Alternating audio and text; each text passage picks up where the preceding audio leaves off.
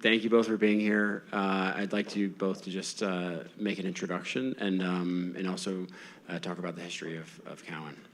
Yeah, for sure. I thought maybe beforehand we could just show of hands. Who in here owns Bitcoin?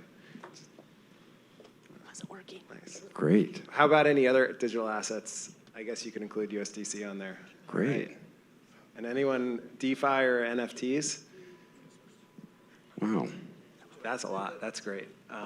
Well, I guess that shows the institutions are here, or at least they're getting ready to be here. So that's exciting. So Cowen is a 100-year-old investment bank, and I apologize for the suit picture. I promise you, I'm in crypto. I usually wear hoodies. 100-year-old investment bank, but really has sort of a cultural aspect to lean into emerging industries. So. We're top 5 or top 10 in U.S. equities and equities globally, but we're also really big in cannabis and in SPACs and in derivatives and now in digital. So, my co-partner, Eric Rose, is in the audience, and we sort of brought digital to Cowen during the pandemic, just watching all these currencies go crazy with Stimmy and Twitter and TikTok, and really wanted to bring an institutional solution to clients. Fast forward 2 years, we think we're probably the only investment bank with a solution for what our clients were looking for. We created a separate company called Cowen Digital, and we're really excited about what we're bringing to the world. Prior to that, I was in derivatives for about 15, 16 years. I was running derivatives at Cowen. It was going great, and I figured why not start something from scratch and see how that goes. But to be fair, you could never get 100 people in a room to talk about the VIX, no matter what you were doing. Thanks, Drew. So Taryn Vidian, I've actually recently joined Cowen. I'm probably in the seat about 3 months now. But I started my career in investment banking about 20 years ago at Lehman Brothers doing structured products in London. And suffice it to say, my career has taken a number of turns since then. But the one thing that has remained constant is my attraction to dynamic sectors and those where you're kind of sitting at the edge of discomfort, but realize you could be at the brink of bringing the next big thing to the market. And with that as a backdrop, I moved to cover fintech about 10 years into my career. And within the world of fintech, because everybody defines it differently, my purview was in market infrastructure. And it's everything across the trading life cycle, from pre-trade to trade execution to post-trade. And my interest in crypto really can be attributed in its nascency to one individual or one firm. So in 2017 and 18, I spent my year at Deutsche Bank working on the first iteration of eToro's SPAC. And if you've ever listened to Yanni Asia, the CEO and co-founder of eToro, speak about his vision and what he's creating and the potential use cases for blockchain, it's like watching a kid in a candy shop, because the excitement and the passion and the conviction are so tangible.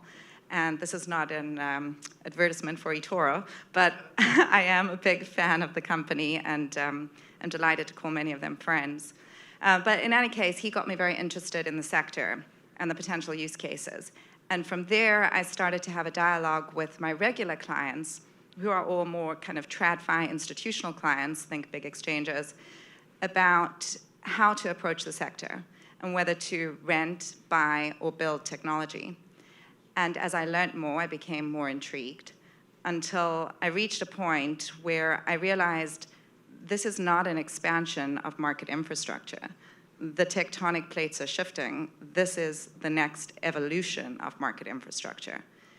And once I reached that point, I decided I wanted to cover the sector, and not just cover the sector, but have a first mover advantage.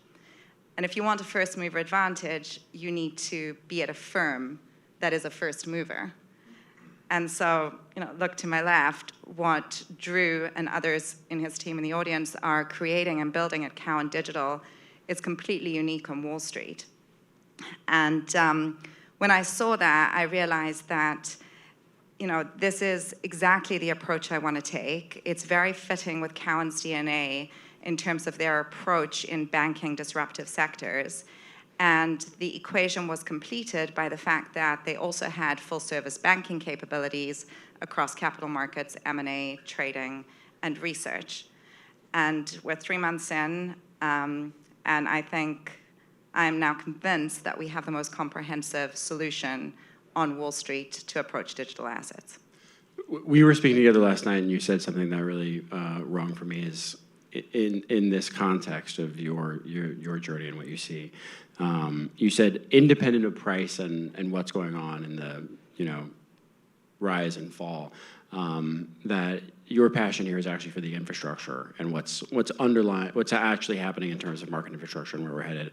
So I think to pick up on that, and this is a question for both of you, when you engage with your clients, so your existing relationships, how do you position this?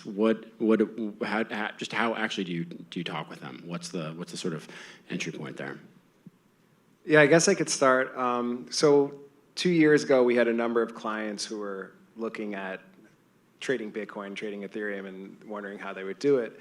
And when you actually looked at the solutions in the market, it was a little bit crazy to equity investors. So either you're trading with a counterparty, which is a crypto native, which may be great, but they've never heard of it, they're not onboarded, they don't understand the workflows involved in the credit risks, or you trade on one of these large retail platforms, which to an equity investor, the workflow is really nonsensical. So essentially, the equivalent in equities would be you give your fiat currency to the New York Stock Exchange, your salesperson works at the New York Stock Exchange, and you use their app to trade route orders to the New York Stock Exchange, and then they also custody your assets.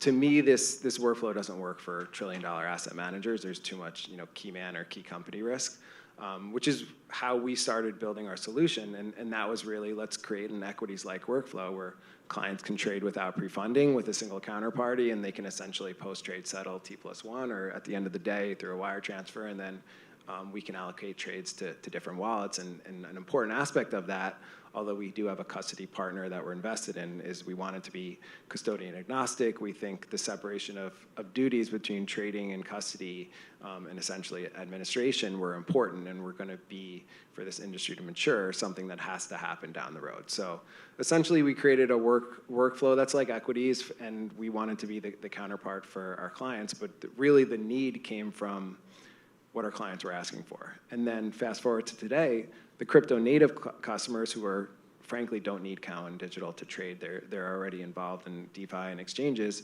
they do like the access to things like Cap Intro and research and thought leadership and conferences where we're able to mix the two and really provide a comprehensive solution. And my clients are slightly different because they're more on the banking side, which is why I think this effort is very complementary. But one of the highlights I normally bring out is you can only read so much from a textbook. In this sector, there isn't even a textbook.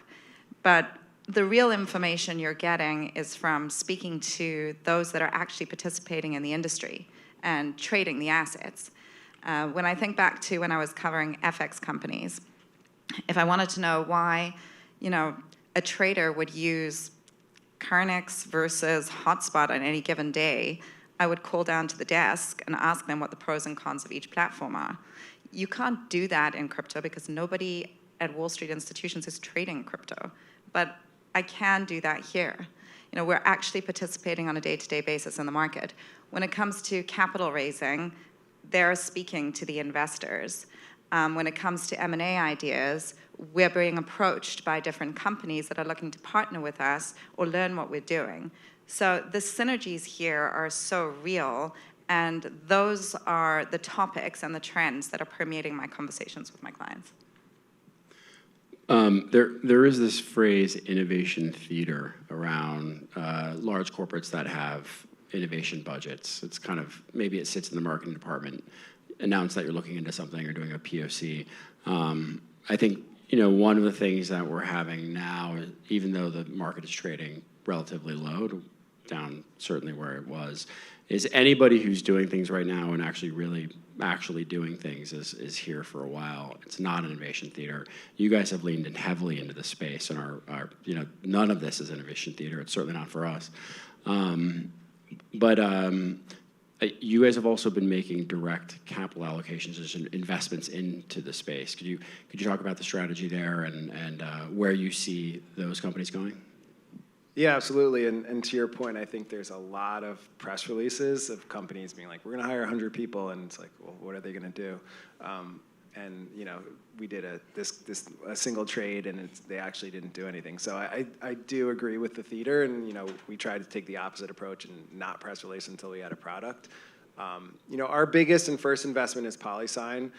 It's a company that has just recently acquired MG Stover, which is the largest fund admin in crypto, and Standard Custody, which is the New York DFS licensed custodian. And while we're a completely separate company and we can trade into any custodian, we thought that some of our clients who were coming to us for the full scale of needs would need an integrated solution with custody, admin, trading services, and all of the reporting features.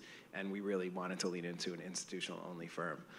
And then from there, and as the fact that all of these firms like the Goldman Sachs's and Morgan Stanley's aren't actually trading digital assets and trading spot, we sort of became the cool kids in the room and just started seeing really interesting companies. So we're invested in an NFT company. We have a lending platform called Digital Prime that we're an investor in that we're utilizing for our lending and borrow and shorting workflow. And we've made a couple other investments in the space. And it's really just the ability to lean on our partners to do the analysis and our investment banking team, but also just getting looks at these amazing companies, which is something we would never get in other industry groups. And it's just, us being sort of the institutional brand in the space.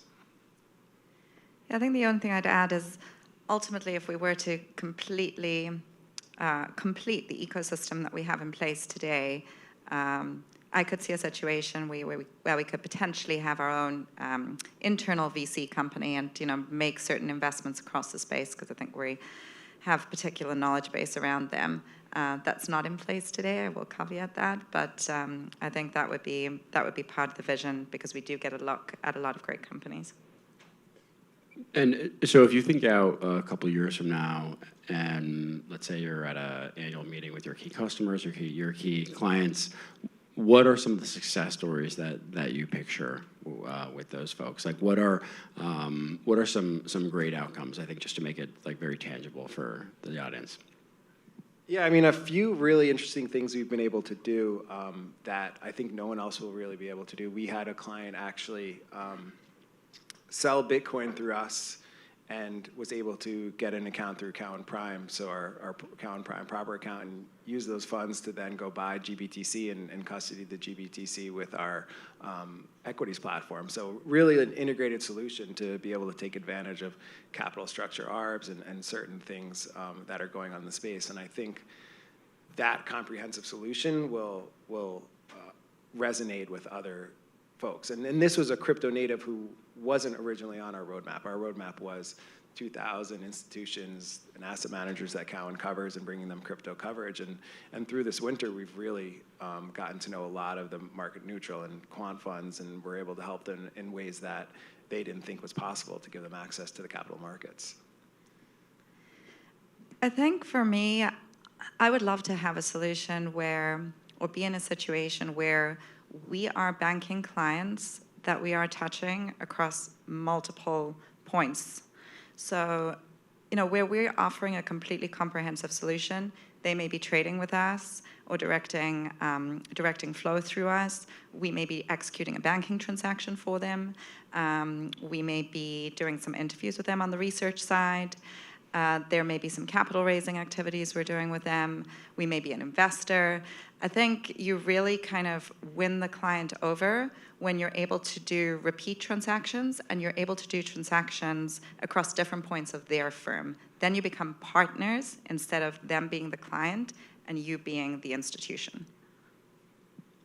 That makes a ton of sense. I mean, at least from my perspective, you guys are really unique in that embrace. I don't see another bank on the street that's pursuing that broad of a strategy.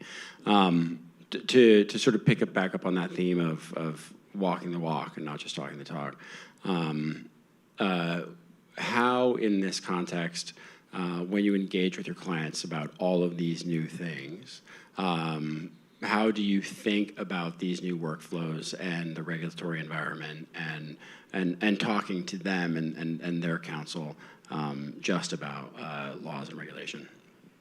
Yeah, I would say regulatory and just asset security is the number one concern of our clients, and especially the largest asset managers. I would say that the multi-trillion-dollar asset managers, they probably, they're only going to be looking at Bitcoin and Ethereum and other large market cap securities.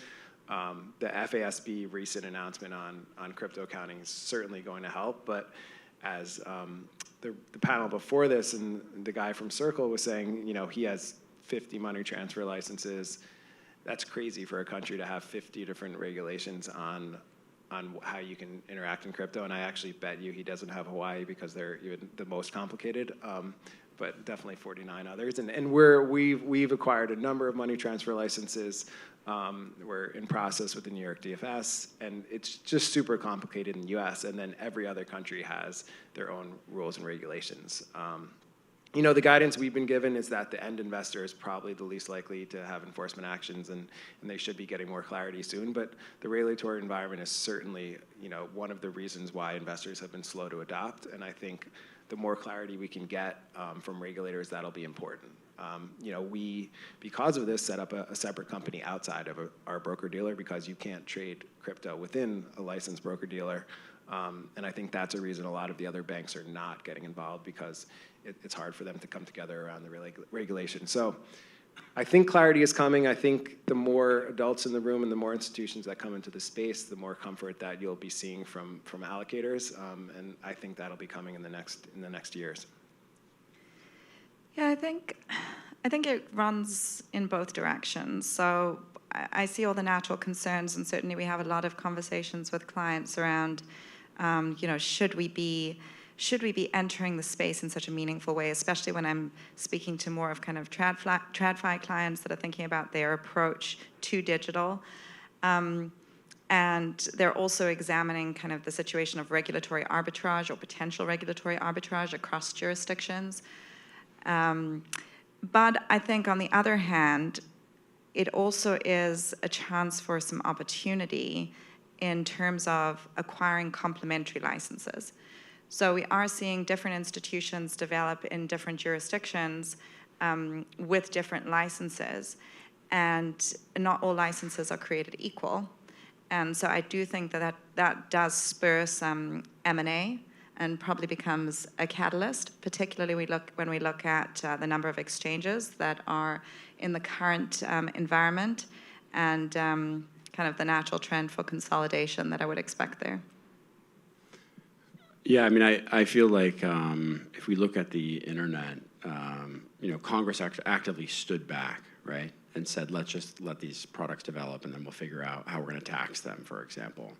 I feel like a similar thing is happening now. It's clunkier, right? The SEC just pops up and hits somebody on the head with some huge fine, and we all freak out for 24 hours.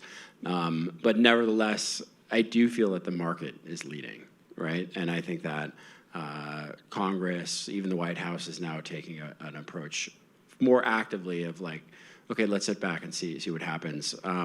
It's one of the reasons why I very much value your presence, because I think you guys are going about it in a very very measured way and leading regulatory.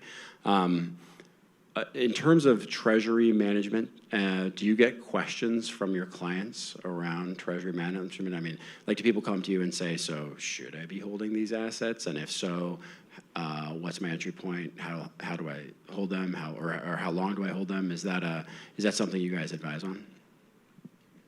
Yeah, absolutely. We're essentially forming a treasury management division or sort of coalition between banking and our trading partners, and we've obviously in the press been a partner of MicroStrategy, which is one of the largest Bitcoin treasuries out there. And I think I think this accounting change is actually massive for ability to hold digital assets. The fact that you would have to mark Bitcoin or Ethereum on your balance sheet down to the low price in the quarter is something that was basically a non-starter for a lot of the companies we talked to. So we're certainly talking with companies about adding Bitcoin. How do we manage the trading? How do we secure the custody? As well as just companies in the space who are eventually going to be accepting Bitcoin or just having Bitcoin or even other types of tokens from VC investments on their balance sheet and how they deal with that. Yeah, I think the corporate use case is massive and somewhat untapped at this point, particularly when it comes to the asset management function around those treasury holdings. So, if Nike is accepting crypto as a form of payment, what are they doing with those treasury holdings? Can they earn yield on them? And who are they working with in order to affect those strategies? And so that's really where we're kind of leaning in. And are hoping to kind of partner with corporates. I know there are some solutions around the market. I think they're more catered, it's more of a barbell approach where they're catering to either kind of the very low end where it's, they're just kind of holding a basket of assets. And then it's the high end where they're offering a lot of structured products for very sophisticated kind of protocol treasury holdings. We're looking to kind of target down the middle. Yeah, I think this is a space that we play in a lot. Just thinking about corporate expenses and corporate T&E. We work closely with the Big Four, and for them, this is a potential whole practice area in terms of if a corporate is going to be using USDC for payments, and there's an initial mint. What does that actually look like on a balance sheet? What's the how are they accounting for that? Excited to hear that you guys are also thinking about the same issues from a different perspective. Want to turn it over to the audience. Are there any questions or anything on Slido? We didn't have anything come through on Slido, but remember, if you do ask a question, whether it was this session or previously, none for this one, but we will be compiling all of those so that you'll get a full sheet if we didn't have time to address something that you asked. But nothing for this session. Great. So I'm actually going to turn it to the both of you. What is the North Star? What is the 5 years out? This has gone just incredibly well for you all. Where is Cowen in 5 years? 5 years is a lot in crypto, but I think we're conservatively building in a bear market, which to us is good. We would never have been able to pull together the talent that we have from firms like Coinbase and blockchain.com and sketchy emerging market firms like my buddy Kirill, who we just hired, or one of our first hires. We're building, and I think we'll have a completely comprehensive solution that will mirror what we do at Cowen. So banking, markets, lending, derivatives, all of that. I think over the next 5 years, we'll solve institutional access to DeFi. We're already starting to look at different KYC solutions and ability for institutions to participate in pools. But I think if you look, what's our 2024, 2025 plan, it's institutional access to DeFi. And I think that's going to be a really interesting way for institutions to sort of democratize all of the bid offer and all of the things that are going on. And then I think you'll see the user experience of blockchain just be better, right? So if you look at Instagram or TikTok, no one knows what the underlying code is, or if it's C++ or if it's Python or whatnot. I think the underlying blockchain user experiences are pretty terrible right now, and they will be getting better if you look at all the talent from Web 2 that's going to Web 3. So I think the investment banking and just bringing that to market, those tokens and those companies, is going to be trillions of dollars, and we're excited to do that. And my longer-term vision is to be the leading investment bank on the street that's covering digital assets. And I would see that across sectors, but I think we started off kind of in digital mining because they were big users of capital. I think the next stage is definitely in market infrastructure, where I see a totally parallel ecosystem to the existing one, but with digital assets as an underlying asset class. And I'd like to be covering and supporting companies across that value chain. Awesome. Well, thank you very much for being here and telling the Cowan story. Thanks a lot. We'll be watching. Yeah. Thank you. Thanks for having us.